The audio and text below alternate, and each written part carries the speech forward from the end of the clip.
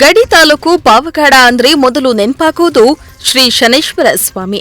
ಈ ದೇವಾಲಯಕ್ಕೆ ತುಮಕೂರು ಜಿಲ್ಲೆ ಮಾತ್ರವಲ್ಲದೆ ಬೇರೆ ಜಿಲ್ಲೆ, ನೆರೆ ಆಂಧ್ರದಲ್ಲಿಯೂ ಭಕ್ತರು ಆಗಮಿಸಿ ವಿಶೇಷ ಪೂಜೆಯನ್ನ ಸಲ್ಲಿಸುತ್ತಾರೆ.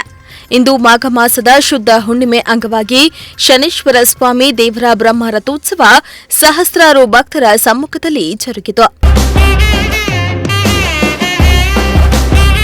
ಶ್ರೀ ಶನೇಶ್ವರ ಸ್ವಾಮಿ ರಥೋತ್ಸವಕ್ಕೆ ಶಾಸಕ ಎಚ್.ಪಿ. ವೆಂಕಟೇಶ್ ಅವರು ಚಾಲನೆಯನ್ನ ನೀಡಿ ಬಳಿಕ ಭಕ್ತರು ರಥವನ್ನ ಎಳೆದರು. ರಥೋತ್ಸವದ ವೇಳೆ ಎಸ್ಎಸ್ಕೆ ಸಂಘದ ಅಧ್ಯಕ್ಷ ಆನಂದರಾವ್ ಸೇರಿ ಇತರೆ ಸಂಘದ ಪದಾಧಿಕಾರಿಗಳು ಭಾಗಿಯಾಗಿದ್ರು. ರಥ ಸಾಕ್ತಿದ್ದಂತೆ ಭಕ್ತರು ಬಾಳೆಹಣ್ಣು ದವನ ರಥಕ್ಕೆಸೆದು ಇಷ್ಟಾರ್ಥ ಸಿದ್ಧಿಗೆ ಪ್ರಾರ್ಥಿಸಿದ್ರು. ಇನ್ನು ರಥೋತ್ಸವದ ಅಂಗವಾಗಿ ದೇವಾಲಯಕ್ಕೆ ಹಾಗೂ ದೇವರಿಗೆ ವಿಶೇಷ ಅಲಂಕಾರ ಮಾಡಲಾಗಿದ್ದು ವಿಶೇಷ ಪೂಜೆ ಮಾಡಲಾಯಿತು. ರಥೋತ್ಸವಕ್ಕೆ ಸಾವಿರಾರು ಮಂದಿ ಭಾಗಿಯಾಗಲಿದ್ದು ಅಹಿತಕರ ಘಟನೆಗಳು ನಡೆಯದಂತೆ ಬಿಗಿ ಬಂದೋಬಸ್ತ್ ಏರ್ಪಡಿಸಲಾಗಿತ್ತು.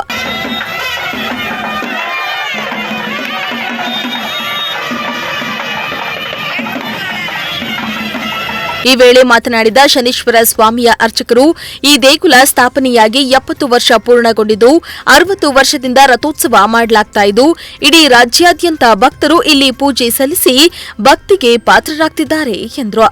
ಸ್ವಾಮಿ ದೇವಸ್ಥಾನದಲ್ಲಿ ಇವತ್ತಿನ ಬ್ರಹ್ಮರಥೋತ್ಸವವನ್ನು ಏರ್ಪಡಿಸಲಾಗಿದೆ. ಜ್ಯೇಷ್ಠಾಪತಿ ಸಮೇತ ಶನೇಶ್ವರ ಸ್ವಾಮಿ ದೇವರನ್ನು ಬ್ರಹ್ಮರಥೋತ್ಸವದಲ್ಲಿ ಕೂಡಿಸಿ ಮೆರವಣಿಗೆಯನ್ನು ಮಾಡಲಾಗುತ್ತದೆ.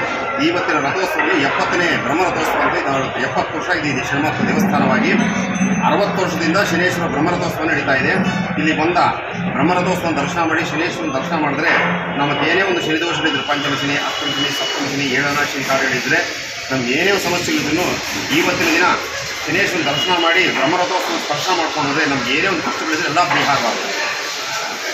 ಭಕ್ತಾದಿಗಳಲ್ಲಿ ಇವಾಗ ಏನಂದರೆ ಪಾವಗಡ ಶನೇಶ್ವರ ಸ್ವಾಮಿ ದೇವಸ್ಥಾನದಲ್ಲಿ ಸ್ವರ್ಣ ಮಂಟಪ ಅಂತೇಳಿ ಸ್ವರ್ಣ ದೇವಸ್ಥಾನವನ್ನು ಮಾಡ್ತಾ ಇದ್ದಾರೆ. ಭಕ್ತಾದಿಗಳು ಯಥಾಶಕ್ತಿಯಾಗಿ 8,000 ರೂಪಾಯಿ 1 ಗ್ರಾಮ್ ಬಂಗಾರ ಇಲ್ವಾ 8,000 ರೂಪಾಯಿ ಇರ್ತದೆ. ಅವರ ಹೆಸರಲ್ಲಿ ಒಂದು ಬಂಗಾರದ ರೇಟ್ 1 ಗ್ರಾಮ್ ಬಂಗಾರದ ರೇಟನ್ನು ದೇವರಿಗೆ ಅಳವಡಿಸಲಾಗುತ್ತದೆ. ಆ ಯಥಾಶಕ್ತಿಯಾಗಿ ಎಷ್ಟು ಯಥಾಶಕ್ತಿ ಅವ್ರಿಗೆ ಏನು ಕೊಡ್ತದೆ ಅಷ್ಟು ಬಂಗಾರವಾಗಲಿ ಅನುಷ್ಠಾನವಾಗಲಿ ಕೊಟ್ಟು ದೇವರ ಪೂಜೆ ಪಾತ್ರರಾಗಬೇಕಾಗಿ. ಇಮ್ರಾನುಲ್ಲಾ, ಪ್ರಜಾಶಕ್ತಿ ಟಿವಿ, ಪಾವಗಾಡ.